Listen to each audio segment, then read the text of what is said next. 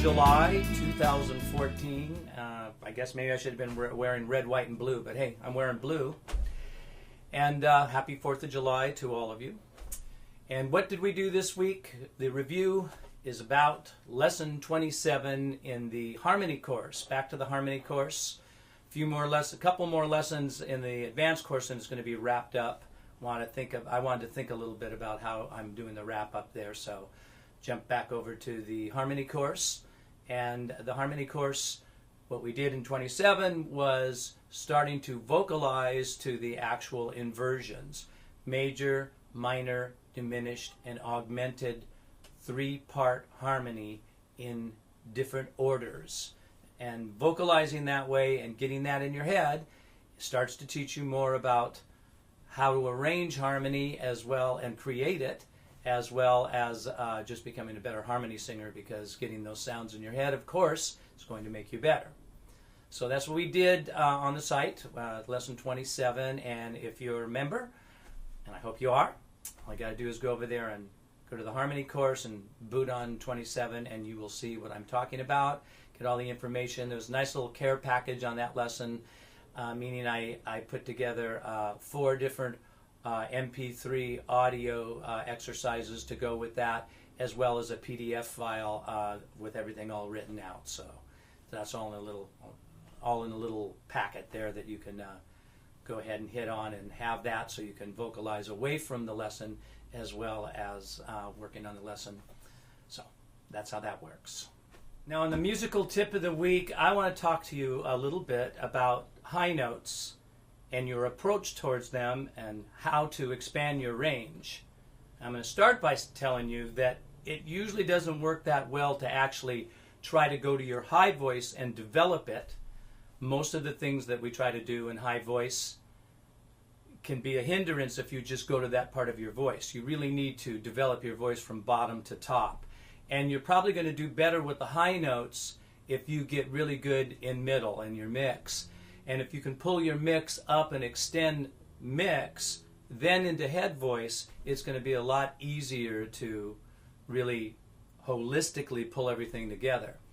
Now, I have, over the years, met so many singers, quite often in pop music and rock bands, who are trying really hard to develop those high notes.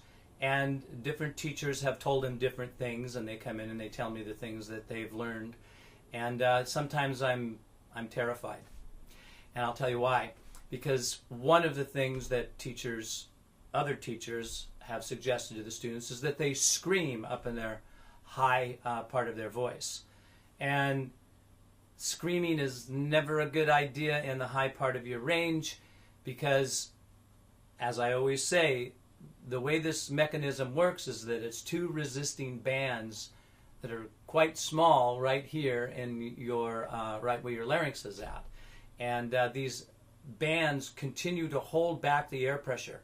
The harder you yell, the more you scream, the harder they work to hold it back, and then the resisting bands just get tired, and at best they get tired and you have to rest. And at the worst case possibilities are that you destroy your vocal cords trying to do those kinds of things and give yourselves nodules and polyps and wear and put a chink in your connection.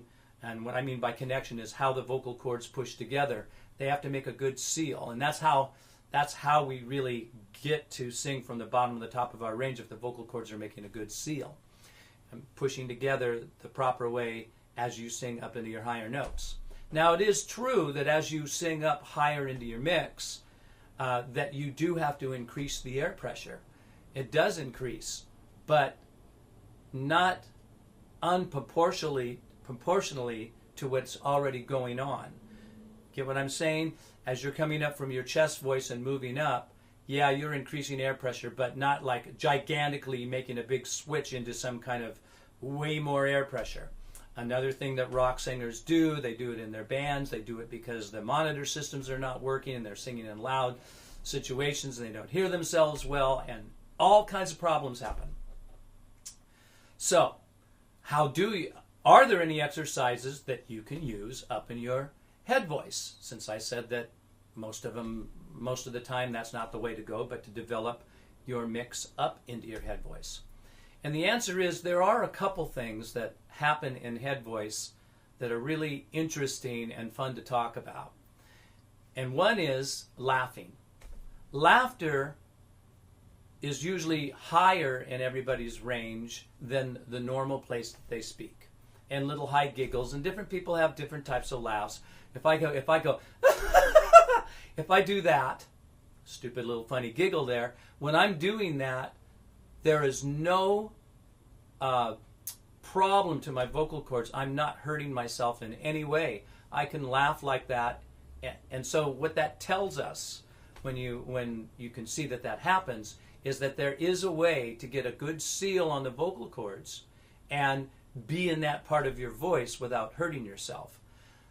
Light slides with good closure. Ooh.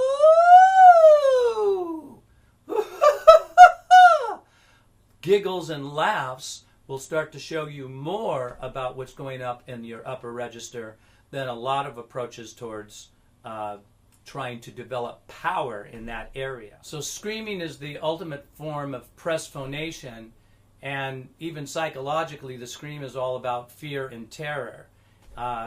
Vocal cord freedom is just not present in screaming, whereas freedom is the very essence of what laughter is all about. So my vocal tip of the week is try laughter and sirens, siren calls, and also work on the vowels. Take the vowels and do the sirens with them, moving them up. Begin a systematic kind of daily approach towards doing that as you work from the bottom to the top of your range. A much better approach, and you're going to learn a lot more again about placement and not try to force or badger your way up into the high notes. I can't tell you how many rock singers I've worked with over the years who come in with the same old problem to me. And they're all so hard-headed about it. They're all so stubborn about thinking they're doing it the right way, and then they just hurt themselves, and they come back, and they're frustrated. And I go through a little song and dance with them, literally. But I show them the things that I'm talking to you about right here, and we get things fixed, and then they finally understand. So that is my tip of the week. Now, if you're on YouTube,